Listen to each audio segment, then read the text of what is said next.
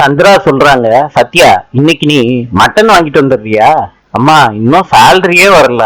சந்திரா சொல்றாங்க, Sathya house owner கிட்ட ஒரு 1000 ரூபாய் கடன் வாங்கிக்க. நம்ம வீட்டுல சம்மந்தி இருக்கும்போது நம்ம தான் நல்லா பாத்துக்கணும் அப்படின்னு சொல்லி சத்யாவை அனுப்பி வைக்கிறாங்க. இத கேட்டுக்கிட்டு இருந்த விஜயா சத்யாவை நிக்க சொல்றாங்க.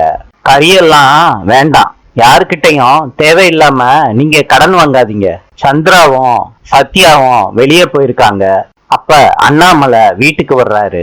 விஜயா சொல்றாங்க, என்னங்க சாப்பாடு ரெடி ஆயிருச்சு, உட்காருங்க நான் எடுத்துட்டு வரேன். விஜயா அண்ணாமலைக்கு சாப்பாடு பரிமாறுறாங்க. அண்ணாமலை சொல்றாரு, விஜயா இதையே நம்ம வீடா நினைச்சு சமையல் பண்ணிருக்கிய, உண்மையிலேயே உன்னை பார்க்கும்போது சந்தோஷமா இருக்கு விஜயா.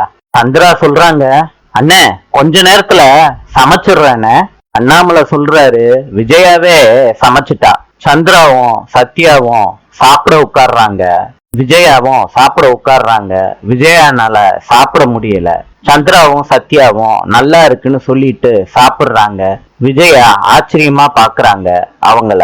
அண்ணாமலை வெளியே கிளம்புறப்ப விஜயா சாம்பார்ல உரப்பு போட்டுட்டு உப்பு போட மறந்துட்டேன்னு சொல்றாங்க. அண்ணாமலை சொல்றாரு, நீ எப்பயும் பண்றது தானே அப்படின்னு விஜயாவை பார்த்து சொல்றாங்க.